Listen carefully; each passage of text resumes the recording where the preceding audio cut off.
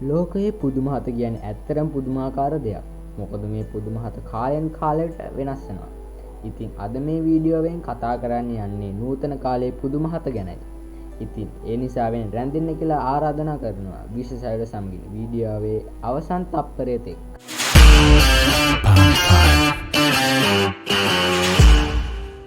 අංක 1 The Great Wall of China හෙවත් චීන මහා ප්‍රාකාරය. ලෝකයේ දිගම් බිත්තියකින් චීන මහා ප්‍රාකාරයට කියලා ඔයාලා දන්නවනේ.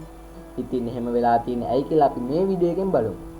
චීන මහා ප්‍රාකාරය හෙවත් චීනයේ මහා බිත්තිය. වසර 2300කට පමණ පෙර චීන ආණ්ඩුකාරවරුන් විසින් එය නිර්මාණය කර ඇත්තේ බාහිර ආක්‍රමණිකයන්ට එරෙහිව චීනයේ ආරක්ෂාවටයි.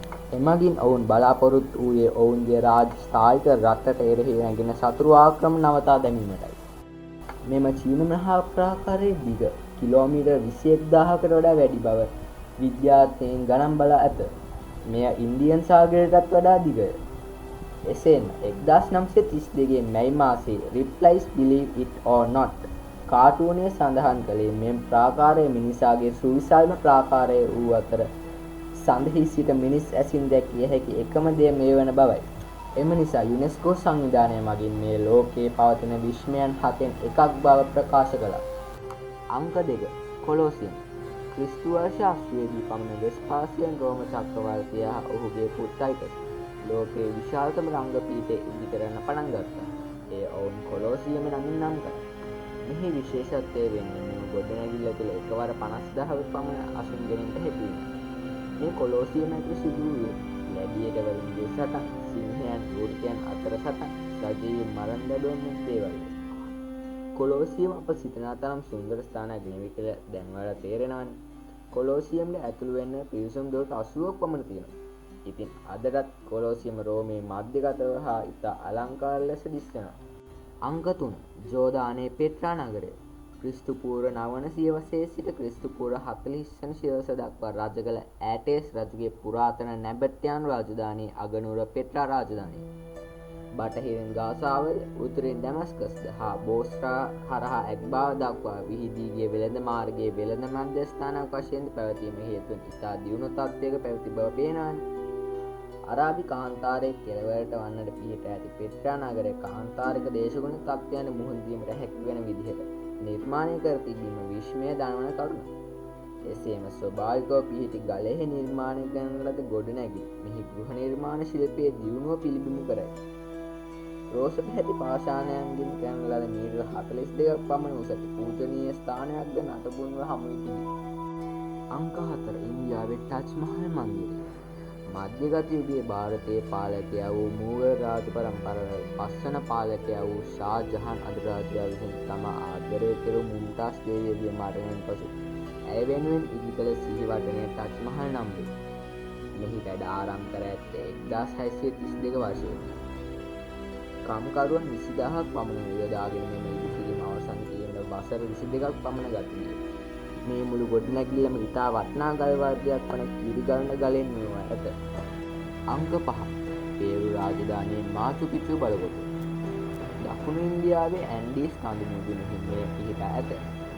ක්‍රිස්තු වර්ෂ 1500 දී පමණ ඉන්කාවරු විසින් ගොඩනගන ලද පෞරාණික බලකොටුවකි. මේ ආගමික නගරයක් සතුරු ආක්‍රමණවලදී සැඟවීමට සුදුසු ලෙස කඳු මුදුනේ සෑදී නගරයක් යන්නේ නිශ්චිත නිගමනයකට ලැබීම ඇත. මාන්‍ය ජාතික හමුදා විසින් ගෝගන් ලද වාසූරියා රෝගයෙන් පිළිදීම සඳහා ඉන්කාවරු මාචු පිච්චු බලකොටුව හැරදමා යන්නේ ඇතැයි සැලකෙනවා. අංක 6 බ්‍රසීලයේ රියෝ ද ජනයිරෝ නුවර ක්‍රිස්තුන් වහන්සේගේ ප්‍රතිමාව. බ්‍රසීලයේ රියෝ ද ජනයිරෝ නුවර ඉදිකර ඇති ක්‍රිස්තුන් වහන්සේගේ ප්‍රතිමාව වර්තමාන ලෝක පුදුම 7න් එකක් ලෙස නම් කර ඇති අතර එහි උස මීටර් 38කි. නගරය පසුබිම් කරගෙන අහස උසට නැගී සිටින මෙම සුවිශාල ප්‍රතිමාවේ බර ටොන් 635කි. මේ ප්‍රතිමාවේ සැලසුම ප්‍රංශ මූර්ති ශිල්පියෙකු වූ පෝල් ලැන්ඩෝවිස්කි නම් සැලසුම් ශිල්පියාගේය. මේ ප්‍රතිමාවේ ඉහළ කොටස හා එය තැනීමට අවශ්‍ය භාණ්ඩ මේ ස්ථානයට ගෙන ඒමටත් ඒවා යලි කන්ද මතට රැගෙන යාමටත් රේල් පිළි මත දුම්බිය මැදිරි ට්‍රොලි භාවිතා කරලා තියෙනවා. මේ විවෘත කරන ලද්දේ 1931 ඔක්තෝබර් මාස 12 වෙනිදාය. මේ තැනීමට අවුරුදු 5ක කාලයක් ගත වෙලා තියෙනවා. අංක 7 මෙක්සිකෝවේ චිචෙන් ඉත්සා පූජනීය නගරය. ආදි කොලොම්බියානු ශිෂ්ටාචාරයට අයත් මායන්වරු විසින් මෙම චිචෙන් ඉත්සා නගරය ඉදිකර ඇත. ක්‍රිස්තු වර්ෂ 750 සිට ක්‍රිස්තු වර්ෂ 1200ක් දක්වා පවන කාලය තුළ මායා ශිෂ්ටාචාරයේ දේශපාලනික හා ආගමික මධ්‍යස්ථානයද මේ විය. මෙම නගරයේ පිහිටා ඇති මීටර් 24ක් උස ඇති කුකුල්කන් දේවස්ථානය පිරමීඩාකාර හැඩයක් ගත්කි. එහි සතර අතට විහිදුණු පඩි පෙළ 4කි. එක් පඩි පෙළක පඩි 91 බැගින් නැත. පඩි පෙළ 4 මුළු පඩි ගණන 365කි.